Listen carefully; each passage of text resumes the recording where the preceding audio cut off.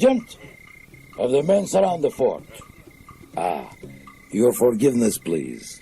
I am just giving orders to the soldiers for guarding of this pavilion and the fortress up Achi.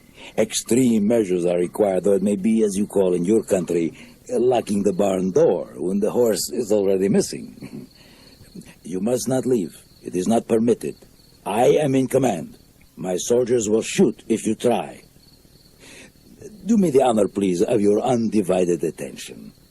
I am Colonel Tur Kishbath, Inspector Military for Criminal Investigation in this district of Vages. I bring news of a great misfortune.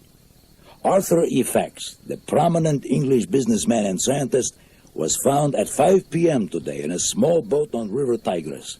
His body was wrapped in a heavy sack, and he had been shot through the forehead. Even now, men under my command are questioning local inhabitants. Fishermen, farmers, the citizens of the city, all will be questioned. The death of so important an Englishman is most disturbing, and though there are many stones in the district of Agast, no stone amongst them will be unturned in our efforts to bring to justice the perpetrators of this crime. But I'm wondering, will the news of this great misfortune come as a surprise to you here at Fort Apache? I'm told that during the past week, other attempts have been made on the life of Arthur Fax. Rocks have fallen from high places, nearly crushing him. Brigands have fired on him from ambush. Gunfire has erupted inside the fortress, and now he's dead, shot to death and set adrift on the river. Why, I ask myself, all this violence? Was Arthur Fax a man who deserved to be treated so? Who had such cause to hate him, and why? So, I've been asking questions, and I've learned a great deal. I will tell you. First, a great scientific discovery was made today at Cleft Formy. This I deduce from the invitation Arthur Fax sent to you by his manservant. In the invitation there was reference to a most remarkable fossil. The servant has been questioned most carefully, and tells me that his master summoned him at 12 noon today to Cleft Formy, where he was given these instructions. Invite my guest to dine with me this evening in celebration of my discovery.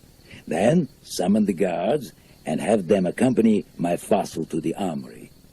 Second, at 1:30 p.m., 4 soldiers and their sergeant arrived at Cleft Formy, bringing oxen to pull the cart, which was called the trolley, that every day carried archaeological discoveries to the armory where they were stored under lock and key. The soldiers reported when they arrived at Cleft Formy, Arthur Fax had already left the cave, and a large, heavy fossil sack had been placed on the trolley along with a metal box containing the expedition records.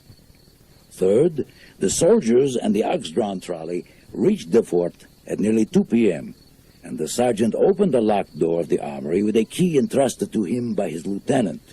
It is the only key to this door, but for the one in the possession of Arthur Fax. The trolley was rolled inside, and the door again locked. There is only one door to the armory, and only a few high and narrow barred windows.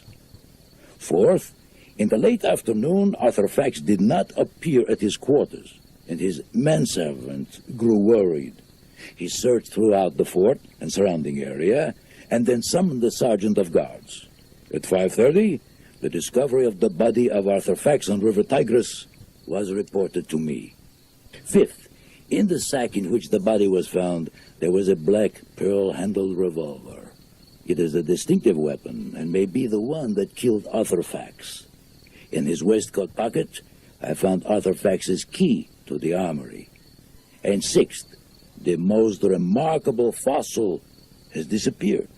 There is no sign of it in the armory. I did find Arthur Fax's logbook, and will leave with you a copy of the last page. It was on the desk in the armory, and its last entry was made at 4 o'clock today. It is an informative document. Can it be so? Arthur Fax is dead. The most remarkable fossil is gone, yet the armory is tightly locked. Fort Apache is a most crowded place. Arthur Fax and his 8 guests lived within the walls, 35 or 40 servants outside the walls. Despite these crowded conditions, somehow the man and the fossil were spirited away in broad daylight in the middle of an afternoon. You know that there is no roof to the armory. It was destroyed years ago in a great battle. But a canvas tent has been stretched across the top to provide shade. Someone could have scaled the walls and climbed under the canvas, but it is beyond belief that the body and the fossil were then carried out the door. There is one other clue. An empty wheelbarrow that is part of the expedition's equipment and normally stored inside the fortress was found on a wharf along the Tigris by my men about an hour ago. So, we have a murder, a theft, and a mystery. To me has fallen this task of bringing to justice the perpetrator of these crimes. I am tempted to believe that the solution to this puzzle lies here with the friends and guests of Arthur Fax, but I will be patient. I will question the local inhabitants first.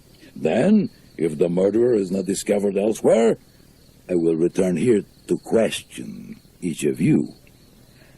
I will tell you now that I have ways, most reliable ways, of discovering the truth. I would prefer not to use them. I urge you instead to debate amongst yourselves to determine the identity of the murderer and thief. Thus, justice will be served and prolonged inconvenience avoided. As it is said in my country, may wisdom guide you, may right be on your side, and may you be damned lucky. Good evening.